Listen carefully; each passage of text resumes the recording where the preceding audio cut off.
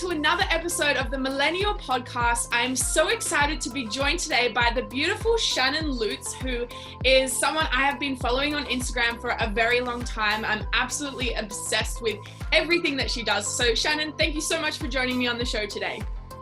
So kind, Taylor. Thank you. I'm so excited to be here. Yay, cool. Well, for the audience that doesn't know you or they're potentially not familiar with you and your content and the things that you are doing for the world, would you like to share your story and a little bit about how you got to where you are today? I come from the corporate world, all things marketing. So I was kind of industry hopping for about a decade's worth of working at a publishing company and then a group fitness studio and anything you can imagine. So a traditional path follower, I suppose. With that, the internet prevalent. People always ask, like, why didn't you jump ship sooner? You were working in digital marketing. You had the opportunity to do so where it's a very remote-esque career.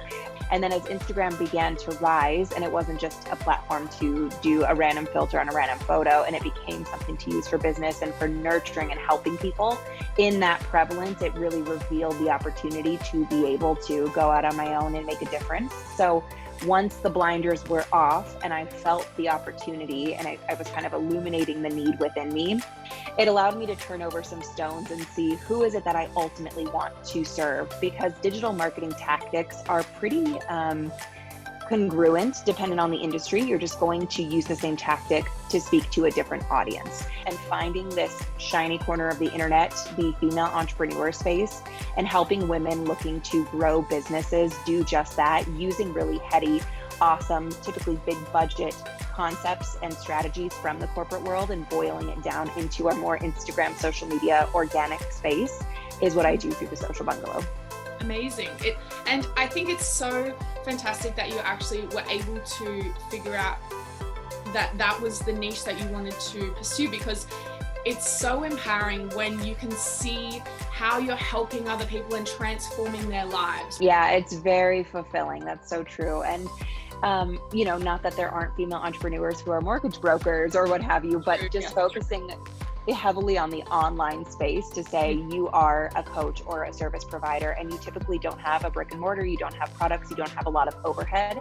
And so you're in this Wild West territory of, okay, what's a business plan and a budget and a marketing strategy look like in this space beyond just posting on Instagram is such an interesting conversation to have, to take all of this structure and then boil it down into something that's so free flowing right now.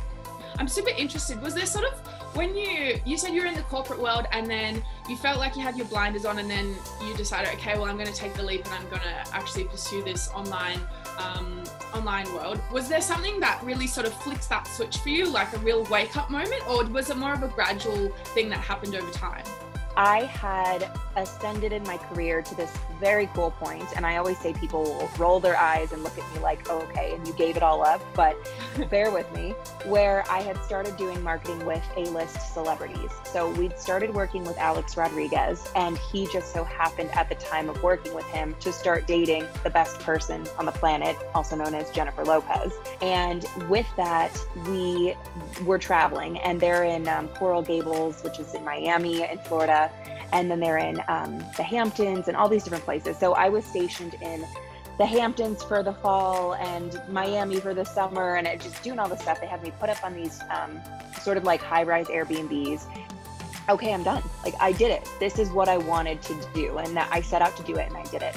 And then it became a talk within myself of, okay, is it a complete and total switch? Like, am I becoming a digital nomad? I'm not doing marketing anymore? Or is it, no, I really love marketing. It's just, I'm ready to do it in a different capacity. It's just kind of this unfurling in your mind as you get yourself to wrap around it. But it was really, I couldn't see past my own nose until I did what that limiting box I'd put myself in, that I'd accomplished what it was that I thought I had to do. Yeah, definitely. And I think that's actually a thing that a lot of entrepreneurs and people who are very career focused, they face that in their life of, okay, they work for so many years climbing this mountain, and they get to the top and then they're like, oh shit, this feels like the wrong mountain. And so at least you knew that you had that passion and that skill and ability that you could apply to then your business when you started it. What did it look like when you actually decided you wanted to start your business? Did you sort of sit down and think, okay, well, what do I want to offer? What services and what do I want to provide to people? Or was it sort of just like you had a couple of people that were maybe interested in doing some freelance work with you, or what did it look like when you were starting out? Yeah, I was doing done for you and freelance in the beginning because you're so used to doing the work. And so with that, I couldn't see it any other way.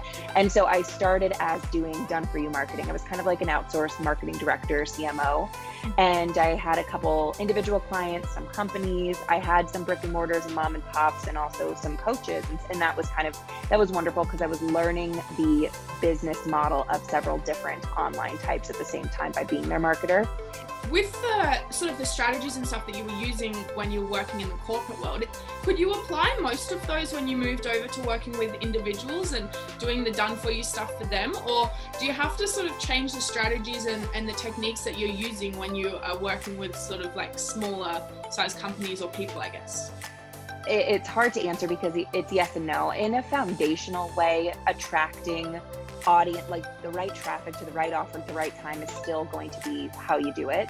But what you use to do it, and then the difference between a big budget you have in corporate and you're typically doing a lot of paid, and it's great messaging, but it's colder messaging versus in an organic space, especially one-to-one, where a lot of coaches are just hoping to speak to one individual and touch their heart and then convert them.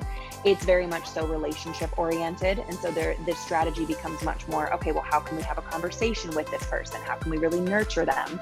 And so some things are congruent from the strategies category, but a lot of them, they just shapeshift a bit. So I teach about like how to structure an ascension model business and different things that are rooted in business planning and not just in marketing that business, because what is marketing if we don't have something solid for them to land on? So great question, but so hard to answer because it really does depend on the person and the goal. Very true, I guess. And what did it look like for you when you finally decided, okay, well, actually, I've realized that I can do done for you services, but I really would love to do coaching and actually teaching other people and helping them in that space. Did you create some epic marketing strategy for yourself that you wanted to implement for your own business? Or did you sort of do like a bit of a soft launch just to like dab your toes in the water? Or how did you do it for when you wanted to really launch your business? Well, the business had launched, but I was definitely doing the outsource. So then within the service pivot, it was just like a casual, soft pivot. It started because one of my clients' strategy was so well set up together for the next several quarters. You know, of course, the conversation would deviate from just marketing into, well, what should I do big picture for my brand or for my business model? So it became kind of like an outsourced marketing director coach, and then continued like the soft pivot to turn towards coaching in and of itself.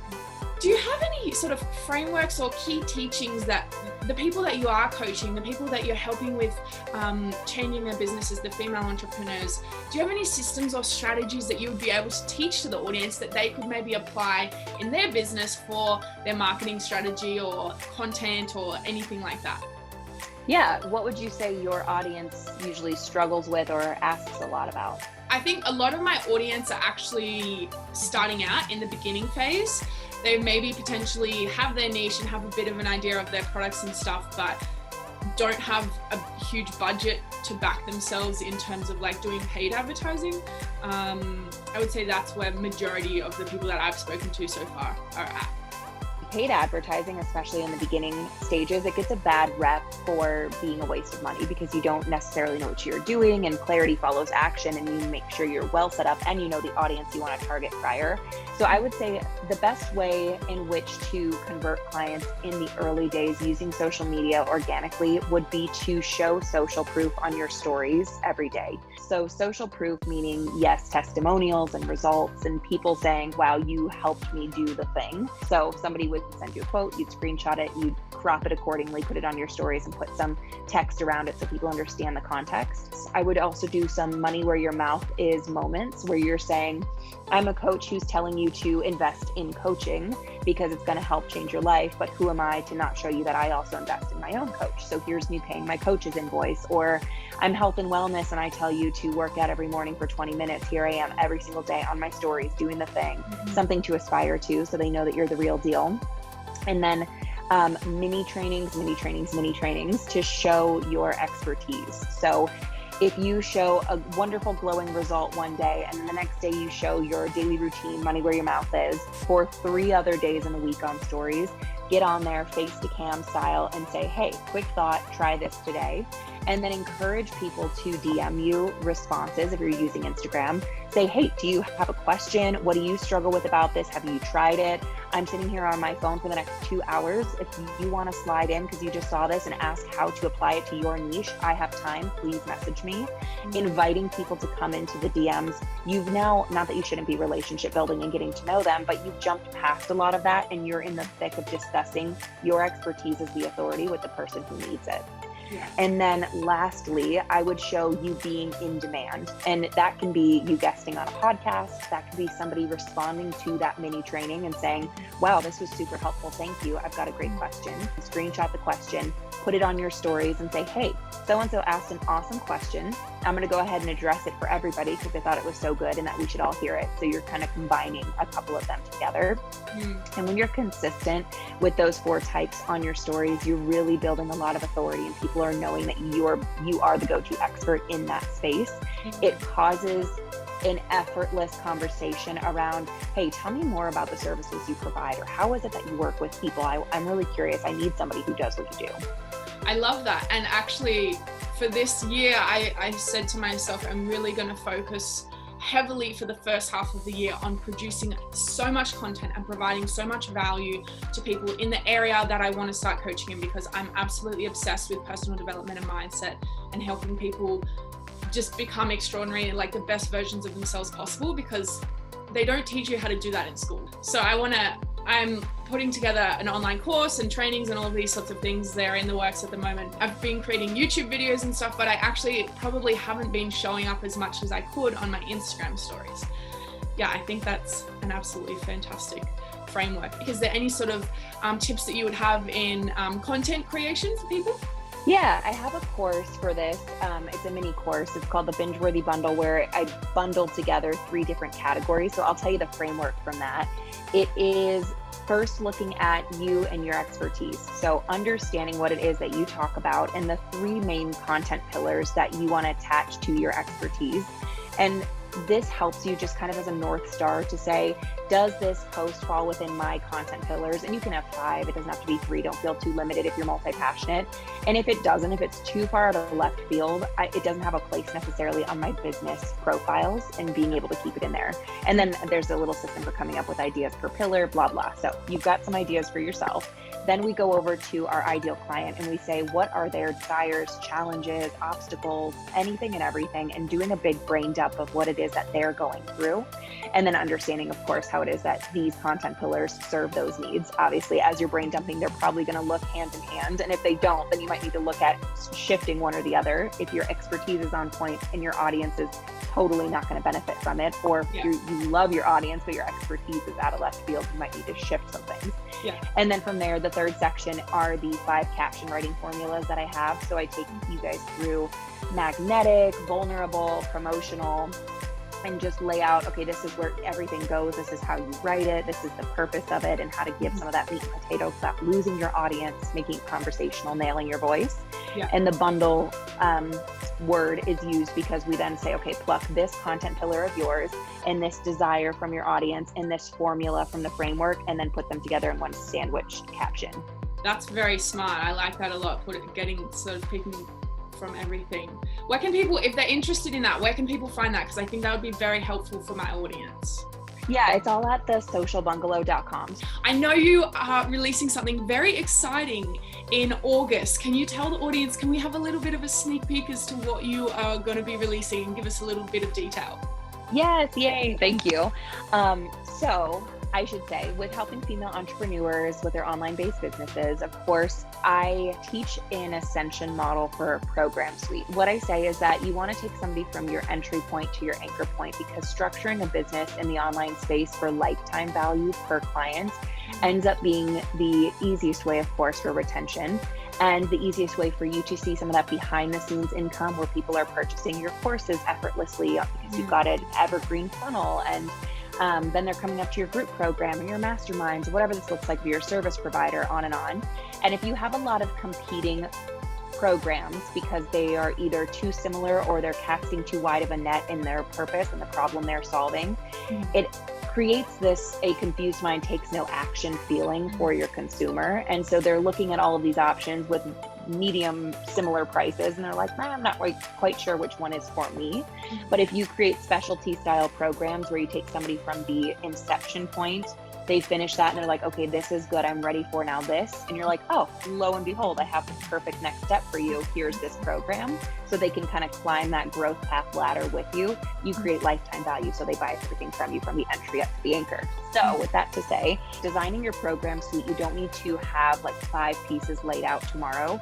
It's great to build your program suite for what your audience asks for and where they're graduating to within your existing programs. So with that desire, I have now made Live Launch Academy is the name of the program, run around way to get back to your question. Yeah. And it's launching August 11th to the 18th. It's available for 7 days only. And it's going to teach all things how to live launch an offer. And it's mostly focused on a course or a digital product, something like with what I explained in that program suite entry point that's going to help you scale. If you start right now with the end in mind, knowing you want to have a course, it's going to help you to say to some viable leads once you do increase your prices and you're like, hey, I'm $2,000 a month. To say, they're like, I can't afford that right now. And you're like, I remember being where you are. That's why I have this course where I boiled down some of my knowledge here for you so that it's tangible and you can get started too. So helping yourself to scale by helping others as well. Fabulous way. This, if you create that course and then live launch it, is really going to help you be able to start out on that journey. Yeah. I love that. Amazing. Guys, go and check it out because it sounds absolutely epic. And I know I do have a lot of coaches in my audience. So if you are wanting to launch a program or a high ticket offer or an online course or whatever you're wanting to launch, this sounds like the perfect thing for you. So make sure to go and check it out. Shannon, thank you so much for joining me on the podcast today. I absolutely love it because you provided so much strategy and so many tactical things that the audience can actually go and listen to again. Guys, I feel like you need to get a pen and paper and like write all of these things down, go and listen to it again, and then implement these things in their businesses, and it's going to make such a big impact. So thank you so much for joining me and providing all of your knowledge to my audience. You're awesome. Thank you. Thank you guys for listening. Yeah. And until the next episode, guys, we'll see you later. Bye.